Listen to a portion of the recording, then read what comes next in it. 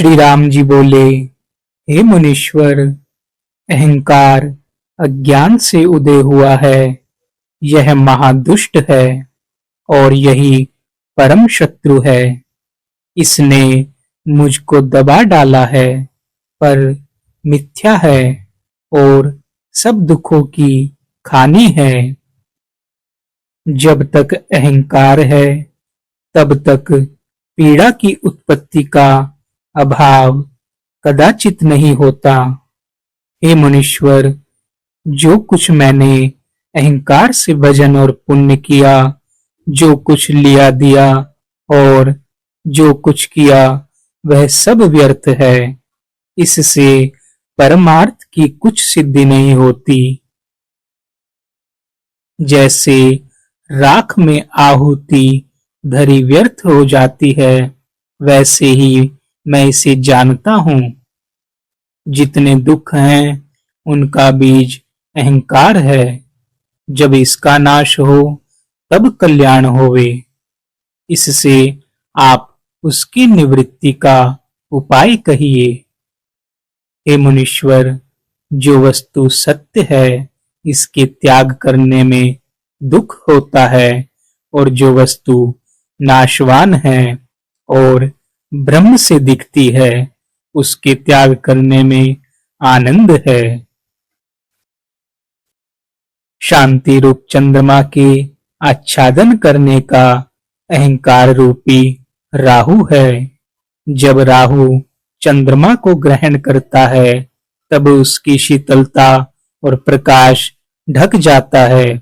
वैसे ही जब अहंकार बढ़ जाता है, तब समता ढक जाती है। जब अहंकार रूपी मेघ गरज के वर्षा करता है, तब तृष्णा रूपी कटक मंजरी बढ़ जाती है और कभी नहीं घटती। जब अहंकार का नाश हो, तब तृष्णा का अभाव हो। जैसे जब तक मेघ है, तब तक बिजली है। जब विवेक रूपी पवन चले, तब अहंकार रूपी मेघ का अभाव होकर तृष्णा रूपी बिजली नष्ट हो जाती है। जैसे जब तक तेल और बाती है, तब तक दीपक का प्रकाश है।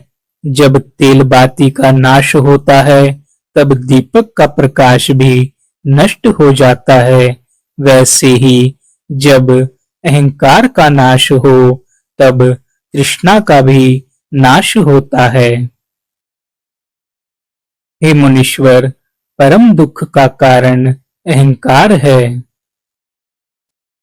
जब अहंकार का नाश हो, तब दुख का भी नाश हो जाए। हे मुनीश्वर, यह जो मैं राम हूँ, सो नहीं और इच्छा भी कुछ नहीं, क्योंकि मैं नहीं तो इच्छा किसको हो, और इच्छा हो तो यही हो कि अहंकार रहित पद की प्राप्ति हो जावे। जैसे जनेंद्र को अहंकार का उत्थान नहीं हुआ, वैसे मैं हूँ, ऐसी मुझको इच्छा है। हे मुनीश्वर, जैसे कमल को बर्फ नष्ट करता है, वैसे ही अहंकार ज्ञान का नाश करता है।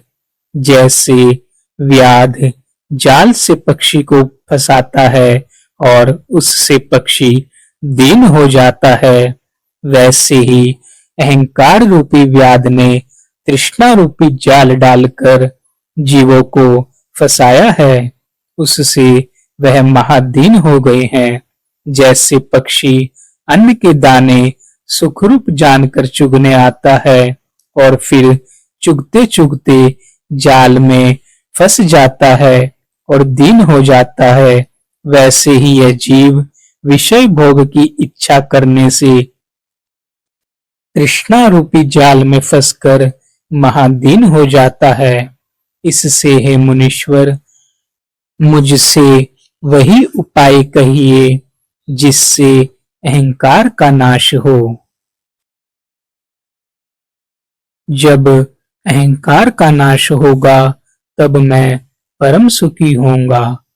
जैसे विंध्याचल पर्वत के आश्रय में उन्मत्त हस्ती गरजते हैं, वैसे ही अहंकार रूपी विंध्याचल पर्वत के आश्रय में मन रूपी उन्मत्त हस्ती नाना प्रकार के संकल्प विकल्प रूपी शब्द करता है। इससे आप वही उपाय कहिए जिससे अहंकार का नाश हो, जो कल्याण का मूल है। जैसे मेघ का नाश करने वाला शरत काल है, वैसे ही वैराग्य का नाश करने वाला यह तुच्छ अहंकार है। मोहादिक विकार रूपी सर्पों के रहने का अहंकार रूपी बिल है, और वह कामी पुरुषों की नाई है। जैसे कामी पुरुष काम को भोगता है और फूल की माला गले में डालकर प्रसन्न होता है, वैसे ही तृष्णा रूपी तागा है और मन रूपी फूल है, सो तृष्णा रूपी तागे के साथ गुए हैं। सो अहंकार रूपी कामी पुरुष उनको गले में डालता है और प्रसन्न होता है। हे मुनीश्वर, आत्मा रूपी सूर्य है, उसका आवरण करने वाला मेघ रूपी अहंकार है। जब ज्ञान रूपी शरत काल का आता है, तब अहंकार रूपी मेघ का नाश हो जाता है और तृष्णा रूपी तुषार का भी नाश होता है। हे मुनीश्वर, यह निश्चय कर मैंने देखा है कि जहाँ अहंकार है, वहाँ सब आपदाएं आकर प्राप्त होती हैं। जैसे समुद्र में सब नदी आकर प्राप्त होती है, वैसे ही अहंकार से सब आपदाओं की प्राप्ति होती है।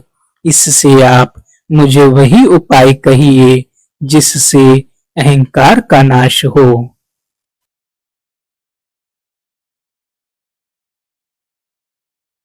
इति श्री योग वशिष्ठे वैराग्य प्रकरणे अहंकार दुराशवर्णाम दशम सर्गः।